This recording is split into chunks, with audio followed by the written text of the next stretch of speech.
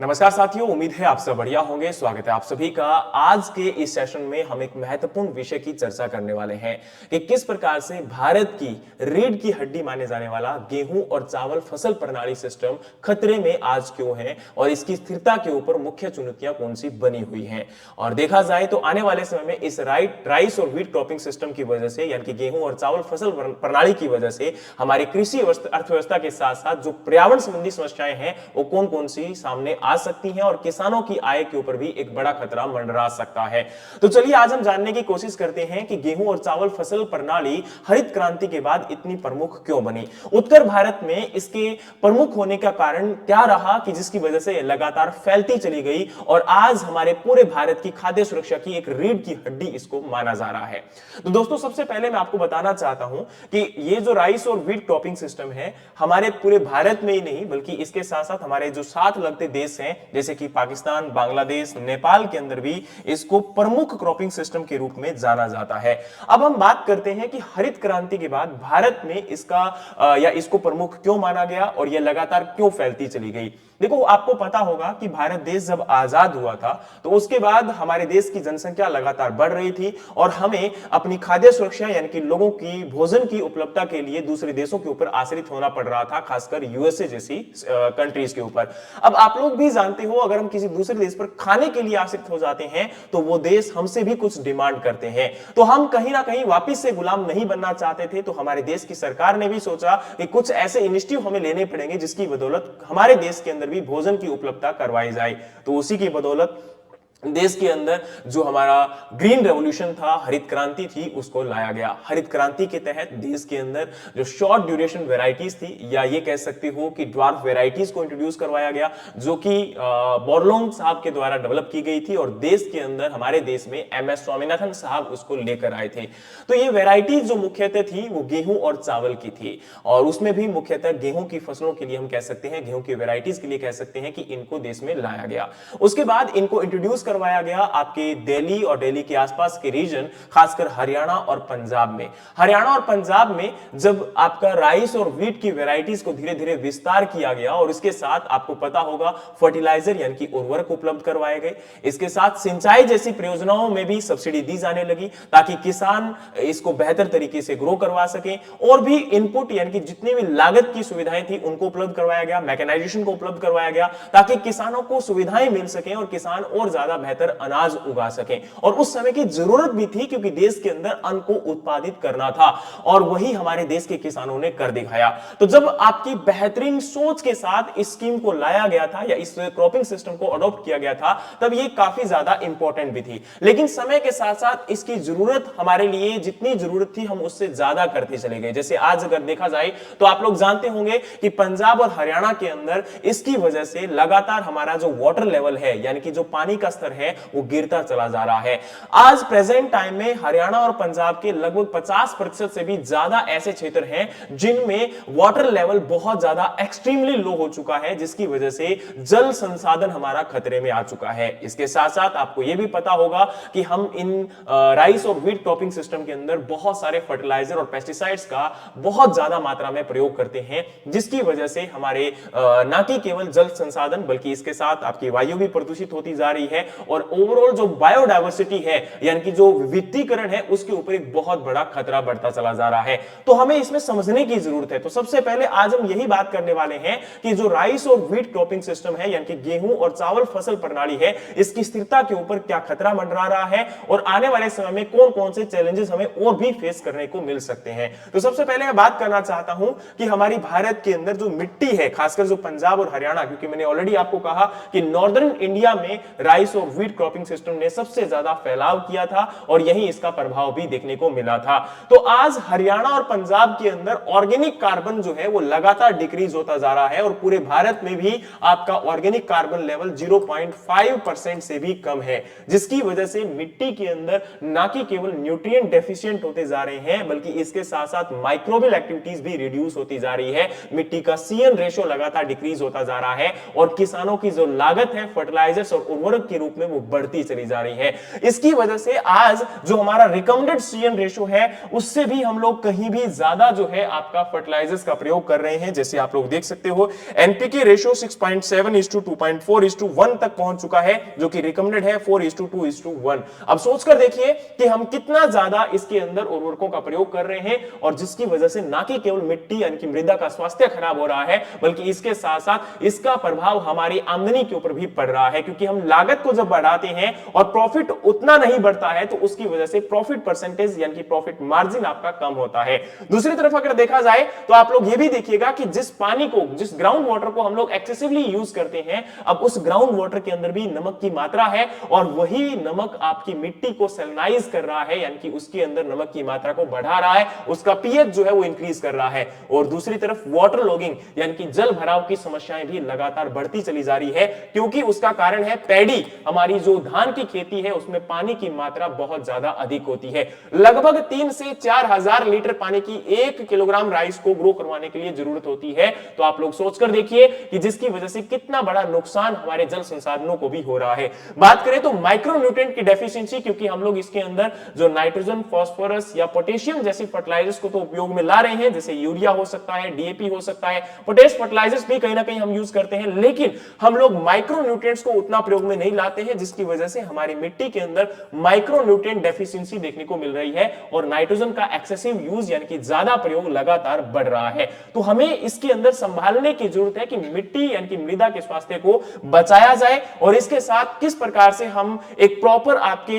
Utilisation जो है करें। क्योंकि हम मोनोक्रॉपिंग, जो मोनोकल्चर हमारा अडॉप्ट किया जा रहा है, जिसके अंदर हम कोई ज्यादातर और कोई क्रॉप रोटेशन नहीं फॉलो कर रहे हैं, टेलेज इंटेंसिव फार्मिंग की जा रही है, मैकेनाइजेशन इंटेंसिव आपकी जो है फार्मिंग की जा रही है, जिसकी वजह से लगातार आपकी मिट्टी का स्ट्रक्चर भी खराब होता जा रहा है। देखो अब यहां पर फिजिकल, केमिकल और बायोलॉजिकल तीनों प्रकार की जो आपकी प्रॉपर्टीज है सॉइल की, मिट्टी की, उसके ऊपर हमें प्रभाव देखने को मिल रहा है। तो जरूरत है कि इसमें बदलाव किया जाए, ताकि आने वाले समय के अंदर हमारे देश की, हमारी मिट्टी को बचाया जाए, और हम इसमें और ज्यादा बेहतर तरीके से क्रॉप को प्रोड्यूस कर सकें।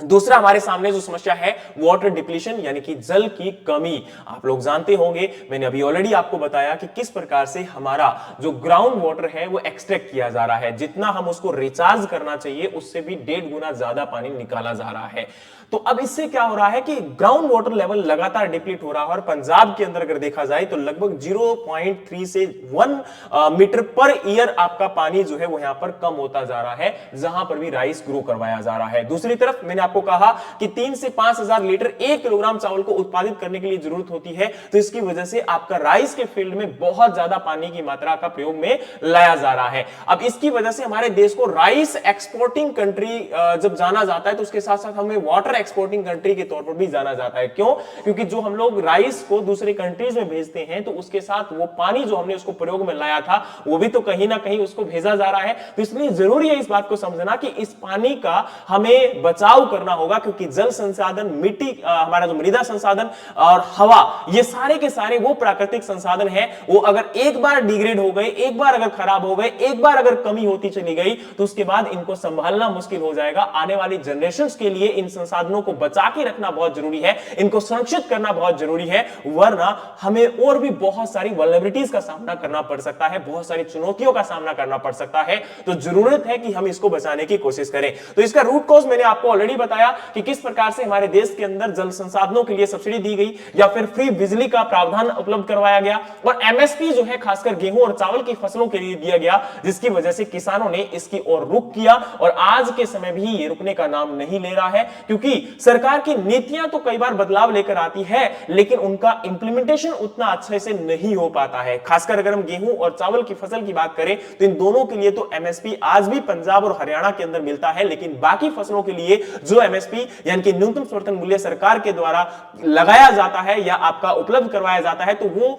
वाकई में ग्राउंड लेवल पर इंप्लीमेंट नहीं हो पाता। हाँ, इन दोनों फसलों की सरकारी खरीद होती है, एफसीए के द्वारा की जाती है, इसलिए दोनों फसलों के ऊपर एमएसपी किसान को अच्छे तरीके से मिल जाता है। तो जरूरत है कि सरकार की एक बेहतर अप्रोच के साथ, एक सेल्फ डिटरमाइंड सोच के साथ इस जो एमएसपी स्कीम को है इसको लागू किया जाए, और भी क्रॉप या और भी फसलों के लिए आपका जो है एमएसपी यानी कि न्यूनतम समर्थन मूल्य उपलब्ध करवाया जाए। नेक्स्ट हमारी बारी आती है जी ग्रीन हाउस गैस इमिशन। अब आप लोग जानते हैं कि जो हमारी धान की खेती हम लोग करते हैं तो उसमें जल भराव होता है, और वाटरलॉगिंग कंडीशन में क्या होता है कि जो नाइट्रस ऑक्साइड गैस होती है वो लगातार इस फील्ड में से इमिट होती है, जो कि एक महत्वपूर्ण ग्रीन हाउस गैस है। और दूसरा, अब नाइट्रस ऑक्साइड क्यों रिलीज होती है, क्योंकि यहां पर कारण है जब हमारा जल भराव की समस्या होती है तो जो नाइट्रोजन आपका हम फर्टिलाइजर्स के रूप में देते हैं तो ये फर्टिलाइजर आपके डीनाइट्रीफाइंग हो जाते हैं। डीनाइट्रीफाइंग होने के कारण क्या होता है कि उसमें नाइट्रस ऑक्साइड भी एक महत्वपूर्ण गैस है जो उसमें से वोलेटिलाइजेशन लॉस के रूप में निकलती है। दूसरा, जल भराव जहां भी होता है वहां पर एक और गैस निकलती है जिसको मीथेन के नाम से जानते हैं। ये दोनों ही महत्वपूर्ण ग्रीन हाउस गैसेस है जिसकी वजह से ग्लोबल वार्मिंग, जो हमारा आज क्लाइमेट चेंज हम लोग देख पाते हैं, तो उसमें ग्लोबल वार्मिंग का एक बड़ा रोल है, मुख्य रोल है। तो ग्लोबल वार्मिंग में आपका मुख्यतः कारण यहां पर मीथेन और नाइट्रस ऑक्साइड जैसी गैसेस हैं। तो ये आपके एग्रीकल्चर यानी कि कृषि क्षेत्र से निकलने वाली महत्वपूर्ण गैस है, और उसमें राइस यानी कि जो हमारा चावल की खेती जहां भी की जा रही है वहां से ये दोनों गैसेस मुख्यतः रूप से निकलती है। तो आप लोग सोच सकते हैं कि एग्रीकल्चर का एक बड़ा कंट्रीब्यूशन हम लोग यहां पर करते जा रहे हैं पिछले कुछ सालों से, तो जरूरत है कि इसको कम किया जाए, वरना आने वाले समय में हमें और ज्यादा प्रॉब्लम्स का सामना करना पड़ सकता है। अच्छा ना, यहां जब भी हम लोग इनकी बात करते हैं तो कई बार बहुत सारे लोग बोलते हैं कि सर कौन सा एग्रीकल्चर वाले ही कर रहे हैं, बाकी लोग भी तो कर रहे हैं, इंडस्ट्रीज में भी इसका यूज हो रहा है।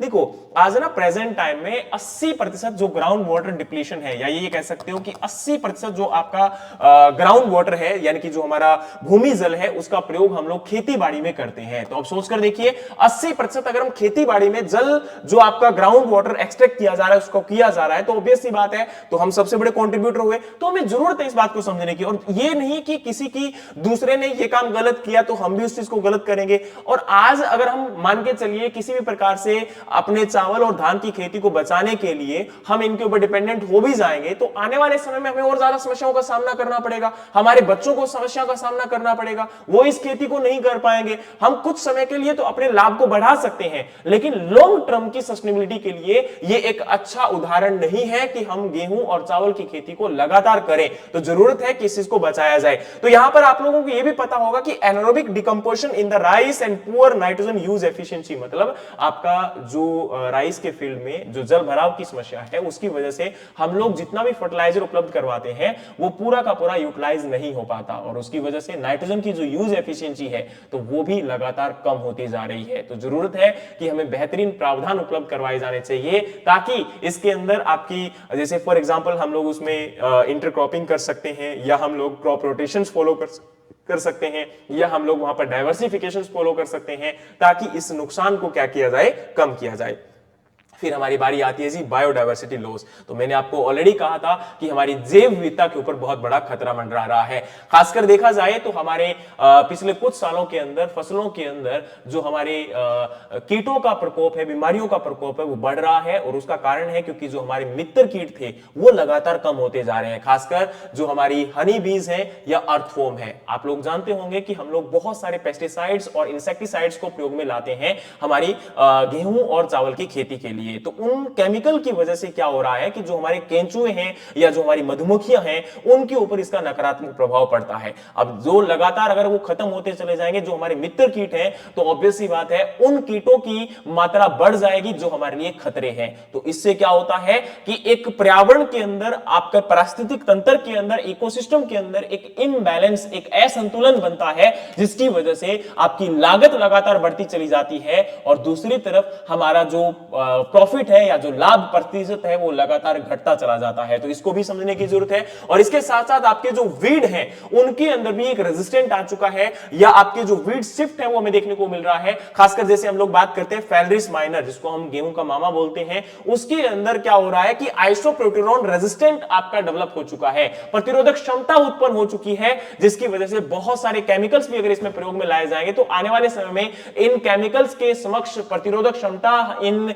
वीड यानी कि खरपतवारों में उत्पन्न होती चली जाएगी, और फिर हमें और ज्यादा केमिकल्स को डेवलप करना पड़ेगा, उपयोग में लाना पड़ेगा, जो कि आने वाले समय में हमारे ना कि केवल पर्यावरण के लिए, पारिस्थितिक तंत्र के लिए, बल्कि मानव जो आपका जीवन है उसके लिए भी एक बड़ा खतरा है। और इन केमिकल्स का जब अत्यधिक प्रयोग करते हैं तो वो हमारे लिए वैसे भी गंभीर कैंसर जैसी बीमारियों को उत्पन्न कर रहा है। तो ये भी हमें समझने की जरूरत है। तो मेन कारण है कि केमिकल्स का बहुत ज्यादा प्रयोग बढ़ाना पड़ रहा है इस मोनोकल्चर के अंदर, और इसकी वजह से खासकर जो बीमारियां हैं या जो हमारे कह सकते हो कि एक प्रकार से इंसेक्ट पेस्ट है, इनका अटैक भी बढ़ रहा है। और अगर हम इनको केमिकल्स को लेकर आते हैं, फर्टिलाइजर्स को लेकर आते हैं, तो उसकी वजह से हमारी लागत बढ़ती जाती है ना। तो अगर लागत बढ़ती है तो आपका प्रॉफिट मार्जिन, लाभ प्रतिशत में बार बार आपको कह रहा हूं कि क्या होता जा रहा है, कम होता जा रहा है। तो जिसकी वजह से किसान और ज्यादा कर्जे में दबता चला जा रहा है और खासकर ये हमें पता भी नहीं चलता। कई बार हम लोग सोचते हैं कि इसका उत्पादन बहुत ज्यादा हुआ, लेकिन आप वाकई में जिस दिन खर्चा निकाल कर देखोगे तो पता चलेगा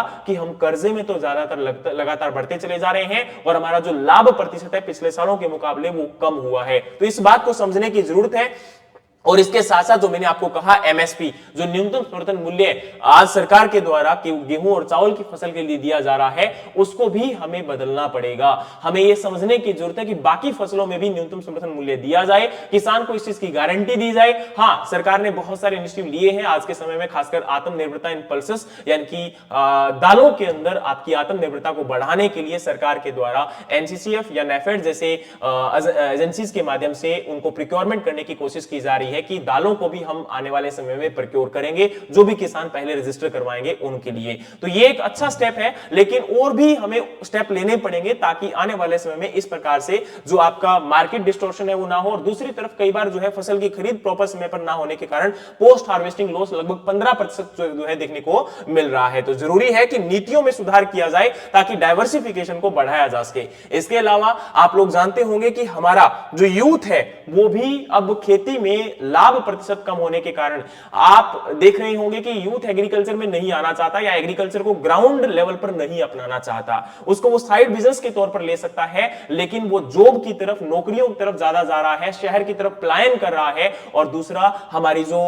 लेबर है, जो हमारे वर्कर्स हैं, वो भी इसकी तरफ मूव नहीं कर रहे हैं, जिसकी वजह से हमारे एग्रीकल्चर में लेबर शॉर्टेज देखने को मिल रही है और आपका माइग्रेशन जो यूथ का है वो देखने को मिल रहा है। और हेल्थ इश्यूज भी लगातार बढ़ते जा रहे हैं पेस्टिसाइड्स की वजह से, खासकर कैंसर जैसे रीजन। अगर हम पंजाब की बात करें तो मालवा रीजन इससे सबसे ज्यादा इफेक्टेड है, आप लोगों को पता होगा। बठिंडा से तो एक कैंसर ट्रेन भी बीकानेर की तरफ जाती है। तो आप सोचकर देखिए कि कितना बड़ा इसका प्रभाव हुआ होगा। और इसका मेन कारण है कि मैकेनाइजेशन और केमिकल बेस्ड जो फार्मिंग बढ़ी है रूरल एरियाज में, प्रॉफिट परसेंटेज आपका कम हुआ है, आपके जो लेबर्स के ऊपर डिपेंडेंसी आपकी कम हुई है। और ये यहां कहीं ना कहीं हम कह सकते हैं कि मुख्यतः कारण है इस माइग्रेशन का, इन बीमारियों के बढ़ने का। और इसके साथ साथ न्यूट्रिशनल इनसिक्योरिटीज। आप लोगों को यह भी पता होना चाहिए कि जो हम लोग लगातार मोनोकल्चर अडॉप्ट करते हैं तो उसकी वजह से हम लोग फसल का उत्पादन तो बढ़ा पाते हैं, लेकिन उसकी क्वालिटी के ऊपर एक बड़ा इंपैक्ट पड़ता है। उसकी क्वालिटी यानी कि न्यूट्रिशनल वैल्यू जो हमारी है, यानी कि जो हमारे गेहूं और चावल को उत्पादित तो हम लोग कर जाते हैं, लेकिन उसमें जो न्यूट्रिएंट यानी कि आवश्यक तत्व जो हमारी बॉडी को चाहिए होते हैं, उनकी मात्रा लगातार डिक्रीज होती जा रही है, जो कि एक कहीं ना कहीं बड़ा ड्रेस्टिक हमारे लिए हो सकता है। जिस फूड सिक्योरिटी को लेकर हम एक बड़ा अपना दावा ठोकते हैं, वो कहीं ना कहीं खोखला नजर आता है जब इस प्रकार की समस्याएं सामने आती हैं। कई रिसर्चेस में सामने आया है कि पिछले कुछ सालों में जो हमारा केमिकल्स और फर्टिलाइजर्स का प्रयोग बढ़ा है, उसकी वजह से एक असंतुलन मिट्टी में उत्पन्न हुआ और वही असंतुलन हमारे पौधे में भी देखने को मिला और वही असंतुलन उस ग्रेन के अंदर, उस दाने में भी देखने को मिला, जिसकी वजह से कुछ न्यूट्रिएंट आपके कम होते चले गए। और वही न्यूट्रिएंट कम जब हुए तो वो भी हमारी बॉडी के अंदर भी कम हुए, क्योंकि उतना न्यूट्रिएंट हमें भी नहीं मिल पाया। और जो केमिकल्स उसमें प्रयोग में लाए गए, वही केमिकल हमारी बॉडी में जब पहुंचे तो बहुत सारी बीमारियों का कारण बने और लगातार हम लोग जो है और ज्यादा बीमार होते चले गए और ज्यादा कर्जे में दबे चलते चले गए। तो इस चीज को समझने की जरूरत है। और ये कोई बहुत बड़ी रॉकेट साइंस नहीं है, बहुत छोटी सी चीज है। अगर आसानी से किसान तक पहुंचाई जाए, उसको बताया जाए, तो मुझे लगता है कि किसान इस बात को समझ सकता है और इसमें बहुत ज्यादा बदलाव किए जा सकते हैं। तो हमें जरूरत है